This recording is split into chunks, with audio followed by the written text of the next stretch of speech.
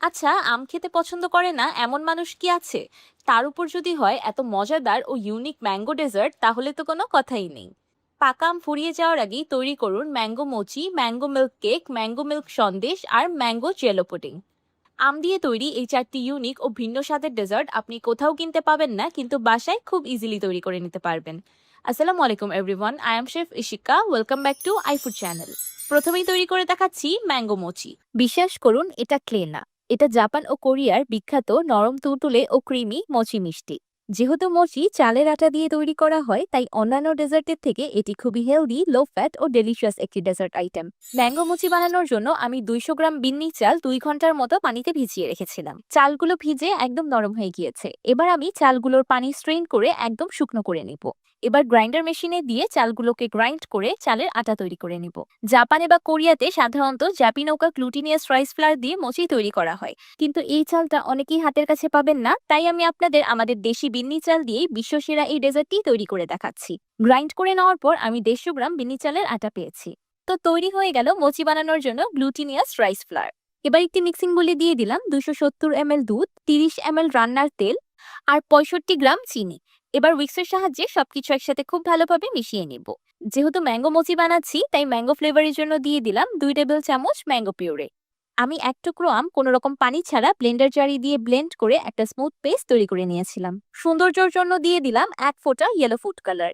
সাধারণত মোচি কালারফুল হয়ে থাকে, বিভিন্ন ধরনের কালার দিয়েই মোচি তৈরি করা হয়। এবার দিয়ে দিলাম আগে থেকে তৈরি করে রাখা বিন্নি চালের আটা আর 50 গ্রাম কর্নফ্লাওয়ার। এবার সবকিছু একসাথে খুব ভালোভাবে মিশিয়ে নেব। এবার মোচির ব্যাটারটাকে একটি স্ট্রেনারের সাহায্যে স্ট্রেন করে নিব। এই পার্টটা ইম্পর্টেন্ট, স্কিপ করবেন না। এবার একটি প্যানে দিয়ে দিলাম তৈরি করে রাখা মোচির ব্যাটার। চুলার মিডিয়াম আঁচে অনবরত নেড়ে চেড়ে ব্যাটারটাকে জাল করতে থাকবো ঘন হয়ে যাওয়া পর্যন্ত। রান্না করতে করতে এক পর্যায়ে মিশ্রণটা এমন দলা পাকিয়ে আসবে স্ক্র্যাম্বলড এগস এর মতো, কিন্তু এতে ভয় পাওয়ার কোনো কারণ নেই, অনবরত নাড়তে থাকতে হবে, তাহলেই খুব সুন্দর একটা ডো তৈরি হয়ে যাবে। মাশাআল্লাহ, দেখতেই পাচ্ছেন এই পর্যায়ে কত সুন্দর একটা চিজের মতো ডো তৈরি হয়েছে। এখন এই চিজের মতো ডোটাকে রান্না করতে থাকতে হবে একটা ক্লের মতো ডো তৈরি হয়ে যাওয়া পর্যন্ত। দেখতেই পাচ্ছেন মোচির ডোটা প্যানের গা একদমই ছেড়ে দিয়েছে, আর সেই সাথে স্প্যাচুলা থেকেও ছেড়ে এসেছে।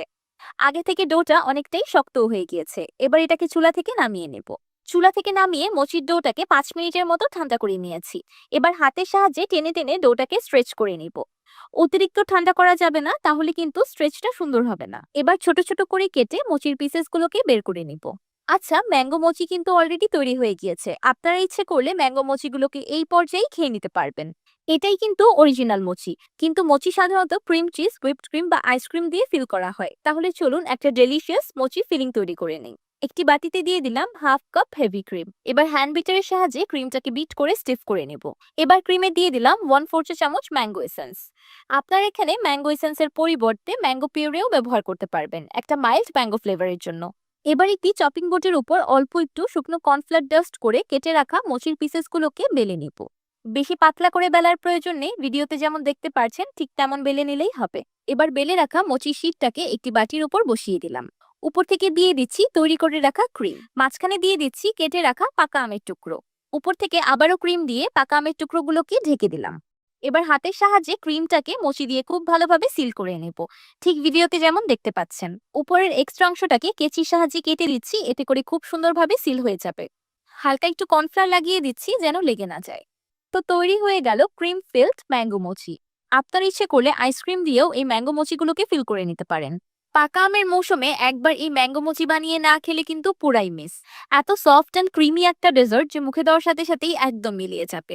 মোচি তো এমনিতেই মজাদার একটি ডেজার্ট, তার উপরে যদি আবার হয় ম্যাঙ্গো মোচি, তাহলে তো কোনো কথাই নেই। Just look at the stretch, আপনি যতই টানবেন এটা ততই বড় হয়ে যাবে। মানে দেশি বিন্নি চালের আটা দিয়ে এমন স্ট্রেচি মোচি বিশ্বাস করা যায় বলুন তো? এবার তৈরি করে দেখাবো mango tres leches. No oven, no mould, no problem. শুধু একটি ডিম দিয়ে ফ্রাইং প্যানে চুলায় কেক তৈরি করুন মাত্র 15 মিনিটে। ম্যাঙ্গো মিল্ক কেক বানানোর জন্য আমি প্রথমে একটি মিক্সিং বলে দিয়ে দিলাম 1 কাপ কুসুম গরম দুধ। আমি আঙুলের সাহায্যে দুধের টেম্পারেচারটা চেক করে নিচ্ছি। দুধটা অবশ্যই একদম কুসুম গরম হতে হবে, যেন আঙুল দুধের ভিতরে 10 সেকেন্ডেরও বেশি সহ্য করা যায়। এখন দুধে দিয়ে দিলাম 2 চা চামচ ভিনেগার। এখন একটি চামচের সাহায্যে আলতো হাতে দুধ আর ভিনেগারটাকে খুব ভালোভাবে মিশিয়ে একটি বাটার মিল্কে সাবস্টিটিউট তৈরি করে দিব। দেখতেই পাচ্ছেন দুধে হালকা হালকা ছানা কেটেছে। এই মিশ্রণটা অ্যাড করলে আপনার কেকের ব্যাটারে আলাদা করে বাটার মিল্ক, ডিম, দই কিচ্ছু দিতে হবে না। আপনারা ইচ্ছে করলে এখানে ভিনেগারের পরিবর্তে 2 চা চামচ লেবুর রসও ব্যবহার করতে পারবেন। তৈরি করা বাটার মিল্ক আমি একটি বড় মিক্সিং বোলে ট্রান্সফার করে নিলাম। এখন দিয়ে দিচ্ছি 3 টেবিল চামচ মেল্টেড বাটার আর 1 টেবিল চামচ রান্নার তেল। এটা আমার একটা স্পেশাল টেকনিক। আপনারা যদি কেকের ব্যাটারে এমন বাটার আর তেল মিক্স করে ব্যবহার করেন তাহলে কেকটা যেমন টেস্টি হবে সেই সাথে ময়েস্টও হবে। আপনাদের হাতের কাছে বাটার অ্যাভেলেবেল না থাকলে কোনো অসুবিধা নেই, আপনারা শুধু তেল দিয়েও বানাতে পারবেন। এখন দিয়ে দিলাম একটি ডিম। কেকের স্বাদটাকে বানানোর জন্য আমি এখানে ডিম ব্যবহার করেছি, কারণ আমার এগলেস কেক খেতে ভালো লাগে না।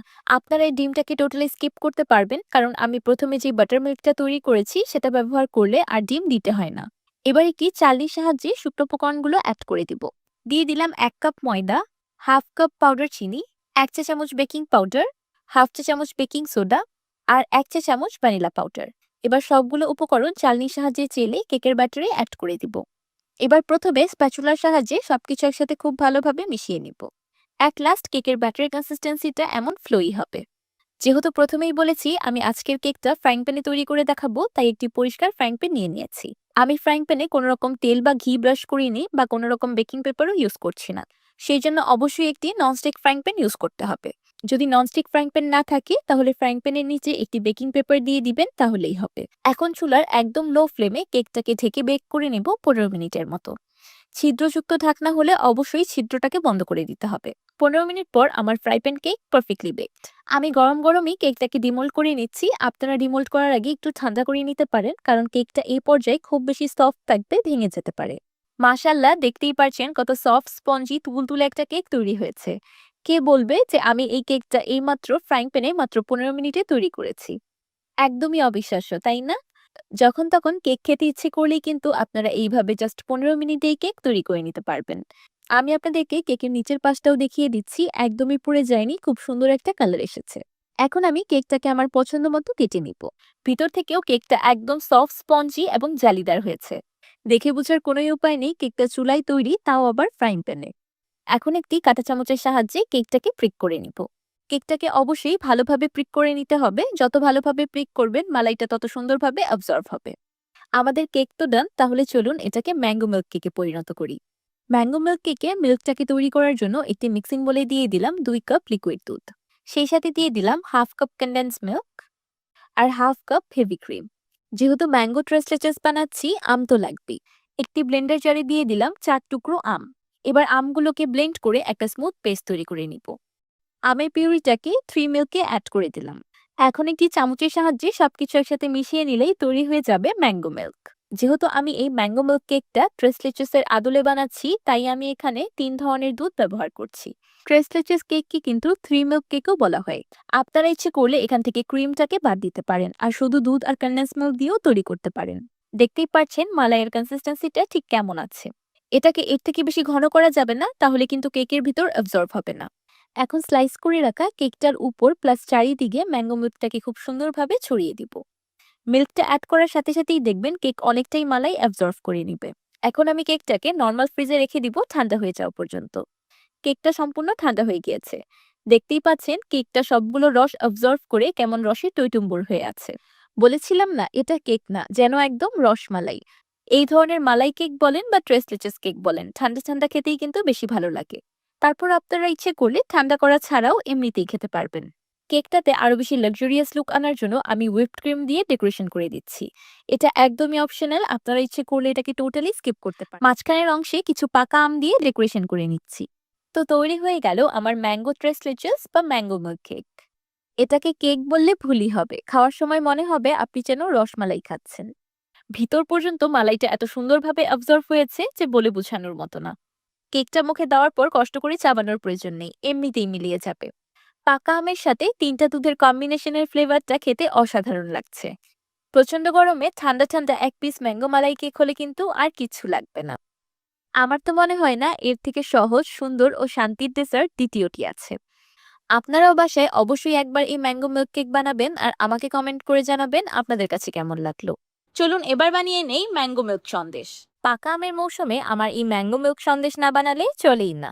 পৃথিবীর সবচেয়ে সহজ, মজাদার, স্মুথ ও ক্রিমি আমের মিল্ক সন্দেশ আপনিও বানিয়ে নিন মাত্র 4টি উপকরণে। ম্যাঙ্গো মিল্ক সন্দেশ বানানোর জন্য আমি প্রথমেই নিয়ে নিয়েছি 2 লিটার ফুল ক্রিম লিকুইড দুধ। এবার চুলার হাই ফ্লেমে আমি নেড়ে চেড়ে দুধে একটি বলক তুলে নিব। যে কোনো মিষ্টি পারফেক্ট হওয়ার প্রথম শর্তই হলো ছানাটা একদম পারফেক্ট হতে হবে। দুধে বলক চলে আসার সাথে সাথে আমি চুলার ফ্লেমটাকে অফ করে দিয়েছি। দুধের ছানা কাটার জন্য আমি 1/4 কাপ ভিনেগারে 1 কাপ পানি দিয়ে একটি সলিউশন তৈরি করে রেখেছিলাম। এবার অল্প অল্প ভিনেগারের সলিউশনটাকে অ্যাড করে স্প্যাচুলার সাহায্যে আলতো হাতে ঘুরিয়ে ঘুরিয়ে ছানা কেটে নিব। দুধের সম্পূর্ণ ছানা কেটে গিয়েছে আর একটা ঘোলাটে সবুজ পানি বেরিয়ে এসেছে। এখন আমি ছানাগুলোকে স্ট্রেইন করে পরিষ্কার পানি দিয়ে ধুয়ে নিব। তারপর একটা সুতি কাপড়ে মুড়িয়ে চাপা দিয়ে রাখবো এক্সট্রা পানিগুলো ঝরে ছানাটা একদম শুকনো হয়ে যাওয়া পর্যন্ত।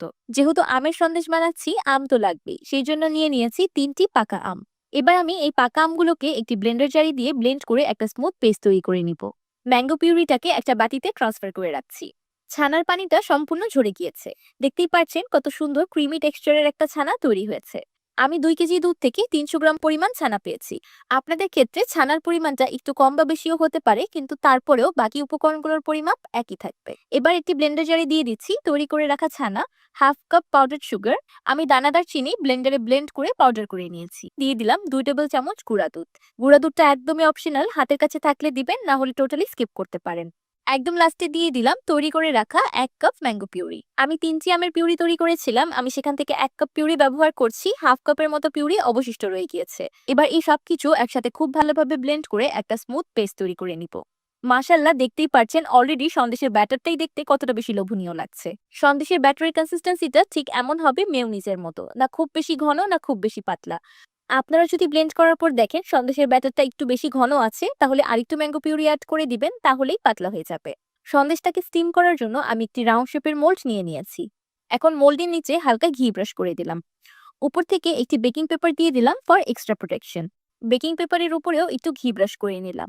আপনাদের হাতের কাছে বেকিং পেপার অ্যাভেলেবেল না থাকলেও কোনো সমস্যা নেই, আপনারা মোল্ডের নিচে তেল বা ঘি ব্রাশ করে নিলেই হবে। পরবর্তীতে এটাকে কিভাবে ডিমোল্ড করতে হবে সেটা আমি ভিডিওর লাস্টে বলে দিব। এবার তৈরি করে রাখা সন্দেশের ব্যাটারটাকে মোল্ডে দিয়ে সমান করে নিচ্ছি। সন্দেশটাকে মোল্ডেই বানাতে হবে এমন কোনো কথা নেই, আপনারা ইচ্ছে করলে এখানে যে কোনো স্টিলের, কাচের বা সিরামিকের বাটিও ব্যবহার করতে পারবেন। ম্যাঙ্গো মিল্ক সন্দেশটাকে স্টিম করার জন্য আমি একটি বড় পাত্রে পরিমাণ মতো পানি দিয়ে ফুটিয়ে নিয়েছি। পাতিলের উপর একটি স্ট্রেনার বসিয়ে দিয়েছি আর স্ট্রেনারের উপর বসিয়ে দিলাম সন্দেশের মোল্ডটি। আমি ঢাকনাটাকে একটি সুতি কাপড় দিয়ে মুড়িয়ে নিয়েছি যেন স্টিমের পানিটা সরাসরি সন্দেশের উপর না পড়ে। এখন চুলার মিডিয়াম টু লো হিটে আমি সন্দেশটাকে স্টিম করে নিব 40 থেকে 45 মিনিটের মতো। একটি স্টিকের সাহায্যে ঠিক মাঝ বরাবর চেক করে নিচ্ছি সন্দেশটা হয়েছে কিনা। যদি স্টিকটা এমন ক্লিন আসে তাহলে বুঝতে হবে সন্দেশটা পারফেক্টলি স্টিমড। গরম থাকা অবস্থায় সন্দেশটা খুব বেশি সফট অ্যান্ড জিগলি হবে। এতে ভয় পাওয়ার কোনো কারণ নেই, মনে করবেন না যে ভিতর থেকে কাঁচা রয়ে গিয়েছে, এটাকে ঠান্ডা করে নিলেই ঠিক হয়ে যাবে। সন্দেশটা রুম টেম্পারেচারে চলে আসার পর আমি এটাকে নর্মাল ফ্রিজে রেখে দিয়েছি একদম ঠান্ডা হয়ে আসা পর্যন্ত। এখন আমি আপনাদেরকে সন্দেশটাকে ডিমোল্ড করে দেখাচ্ছি। প্রথমেই একটি নাইফের সাহায্যে সাইডটাকে হালকা ছাড়িয়ে নিলাম, তারপর একটি প্লেটের উপর সন্দেশটাকে ডিমোল্ড করে নিলাম। আচ্ছা, আমি এখানে বেকিং পেপার ইউজ করেছিলাম তাই খুব ইজিলি ডিমোল্ড হয়ে গেল। কিন্তু আপনারা যদি বেকিং পেপার ইউজ না করেন তাহলে কি করতে পারেন?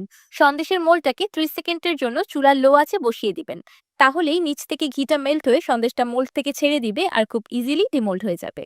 এই ঠান্ডা ঠান্ডা ম্যাঙ্গো মিল্ক সন্দেশটার আসল মজা ফ্রেশ পাকা আমের সাথে, তাই আমি উপর থেকে পাকা আম দিয়ে ডেকোরেশন করে নিচ্ছি। এটা একদমই অপশনাল, আপনারা ইচ্ছে করে স্কিপ করতে পারেন, কিন্তু একবার এভাবে খেয়ে দেখবেন, দুর্দান্ত লাগবে খেতে। তো তৈরি হয়ে গেল পৃথিবীর সবচেয়ে সহজ ও মজাদার ম্যাঙ্গো মিল্ক সন্দেশ। আপনারা অবশ্যই আশায় আছেন যে আমি কখন সন্দেশটা কেটে দেখাবো। মাশাআল্লাহ, দেখতেই পারছেন আমি নাইফ লাগানোর সাথে সাথেই কেটে যাচ্ছে সন্দেশটা কতটা বেশি সফট হয়েছে। ভিতর থেকে টেক্সচারটা একদম ক্রিমি, সিল্কি অ্যান্ড ভেলভেটি হয়েছে, তাই না? আমি তো বলবো এই ম্যাঙ্গো মিল্ক সন্দেশটাকে দেশি চিজ কেক বললেও ভুল হবে না। আপনি যখন সন্দেশটা মুখে দিবেন জাস্ট তুলার মতো মিলিয়ে যাবে, এটা এতটাই বেশি স্মুথ ও ক্রিমি। সন্দেশটা খাওয়ার সময় যখন দাঁতের নিচে ফ্রেশ পাকা আমের স্লাইসগুলো পড়ছে তখন কিন্তু খেতে অসাধারণ লাগছে। ভিতর থেকে সন্দেশের টেক্সচারটা একদম চিজ কেকের মতো হয়েছে। একদম লাস্টে তৈরি করে দেখাচ্ছি ম্যাঙ্গো জেলো পুডিং। পাকা আম, দুধ ও আরো 2-3টি উপকরণে খুব সহজেই তৈরি করে নেওয়া যায় এই মনপ্রাণ কলিজা ঠান্ডা করা ডেজার্ট। ম্যাঙ্গো মিল্ক পুডিং বানানোর জন্য আমি প্রথমেই নিয়ে নিয়েছি 1 কাপ পাকা আম। এবার আমি দিয়ে দিচ্ছি 1 কাপ পানি। এবার এই পানি আর আম একসাথে খুব ভালোভাবে ব্লেন্ড করে একটি স্মুথ পেস্ট বানিয়ে নিব। এবার আমি যেই প্যানে আমের মিশ্রণটাকে রান্না করব সেই প্যানে আমের মিশ্রণটা একটি ছাঁকনির সাহায্যে ছেঁকে নিচ্ছি। আমের পিউরিটা খুব বেশি ঘন আছে, তাই আমি আরও 1 কাপ পানি অ্যাড করে দিচ্ছি। এবার আমের মিশ্রণে দিয়ে দিচ্ছি 1/3 কাপ চিনি আর 2 চা চামচ আগার আগার পাউডার। এবার চিনি আর আগার আগার পাউডার একটি উইক্সের সাহায্যে খুব ভালোভাবে মিশিয়ে নিব। মিশানো হয়ে গেলে সরাসরি রান্নায় চলে যাব। এবার চুলার মিডিয়াম টু হাই হিটে মিশ্রণটাকে অনবরত নেড়ে রান্না করতে থাকবো। যখন রান্না করতে করতে মিশ্রণে এমন একটা ভালো বলক চলে আসবে, তখন আরও 1-2 মিনিটের মতো রান্না করে নিব। এবার আমের মিশ্রণটাকে চুলা থেকে নামিয়ে গরম অবস্থায় সরাসরি একটি সার্ভিং ডিশে সেট করে নিব। প্রথমে 15 থেকে 20 মিনিট আমি জেলিটাকে রুম টেম্পারেচারে ঠান্ডা করে নিয়েছি, তারপর ফ্রিজে সেট হতে রেখে দিয়েছি আধা ঘন্টার মতো। আধা ঘন্টা পর আমার আমের জেলিটা খুব ভালোভাবে সেট হয়ে গিয়েছে। আমি ছোট ছোট কিউব আকারে কেটে নেব। আপনারা হয়তো দেখেই বুঝতে পারছেন ম্যাঙ্গো জেলিটা কত পারফেক্টলি সেট হয়েছে। এবার আমি যেই মোল্ডে ম্যাঙ্গো মিল্ক পুডিংটা সেট করব, সেই মোল্ডে ম্যাঙ্গো জেলিগুলো দিয়ে দিচ্ছি। এবার পরবর্তী ধাপে চলে যাব। সেই জন্য একটি মিল্ক পটে দিয়ে দিচ্ছি 2 কাপ দুধ, 1/3 কাপ চিনি আর 2 চা চামচ আগার আগার পাউডার। এবার সবকিছু একসাথে খুব ভালোভাবে মিশিয়ে নিব। চুলার মিডিয়াম টু হাই হিটে অনবরত নেড়ে দুধের মিশ্রণটাকে রান্না করতে হবে। দুধে বলক চলে আসার পর আরো 2-3 মিনিটের মতো রান্না করে নিব। আমার মিল্ক পুডিং এর মিক্সচারটা পারফেক্টলি কুকড। এবার চুলা থেকে নামিয়ে গরম অবস্থায় সরাসরি মোল্ডে ঢেলে দিব। দুধের পুডিংটা বানানো শুরু করার আগে অবশ্যই ম্যাঙ্গো জেলি দিয়ে মোল্ডটাকে রেডি করে রাখতে হবে, কারণ পরবর্তীতে দুধের পুডিংটা একবার রেডি হয়ে গেলে তখন আর মোল্ডটা সেট করার টাইম থাকবে না। এবার একটি স্প্যাচুলার সাহায্যে জেলিগুলো আলতো হাতে নেড়ে চেড়ে দিব। পুডিংটা রুম টেম্পারেচারে আসার পর নর্মাল ফ্রিজে সেট হতে রেখে দিব 1 ঘন্টার মতো। 1 ঘন্টা পর আমার ম্যাঙ্গো মিল্ক পুডিংটা খুব ভালোভাবে সেট হয়ে গিয়েছে। এবার একটি নাইফের সাহায্যে সাইডটা ছাড়িয়ে নিব। এবার পুডিংটাকে ডিমোল্ড করে নিচ্ছি। তো তৈরি হয়ে গেল আমার ম্যাঙ্গো মিল্ক পুডিং। এই পুডিংটি দেখতে যতটা লোভনীয়, খেতে তার থেকেও দ্বিগুণ মজা। যে কোনো খাবারের টেবিলকে অনেক বেশি আকর্ষণীয় করে তুলবে। খাবারের পর টেবিলে ডেজার্ট আইটেম হিসেবে যদি এমন একটি light and healthy pudding item হয়, তাহলে কিন্তু সবার মনই খুশি হয়ে যাবে। এবার আমি আপনাদেরকে পুডিংটা কেটে দেখাচ্ছি।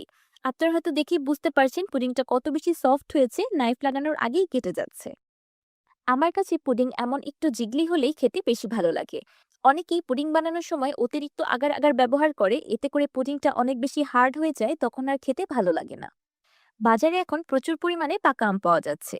সেই পাকা আম দিয়ে খুব সহজেই ঘরে তৈরি করে নিতে পারেন এই আকর্ষণীয় ডেজার্টটি। প্রচন্ড গরমে মন প্রাণ কলিজা ঠান্ডা করে দেওয়ার মতো একটা ডেজার্ট। আমদুধ আমাদের সবারই প্রিয় একটি খাবার, কিন্তু আমদুধের এই ভার্সনটা একটু বেশিই মজাদার। আম দিয়ে তৈরি এই 4টি ইউনিক ডেজার্ট আপনাদের কাছে কেমন লাগলো আমাকে অবশ্যই কমেন্ট করে জানাবেন। ভিডিওটি ভালো লাগলে একটি লাইক দিবেন আর আমার চ্যানেল সাবস্ক্রাইব করে আমার চ্যানেলের পাশেই থাকবেন। আল্লাহ হাফেজ।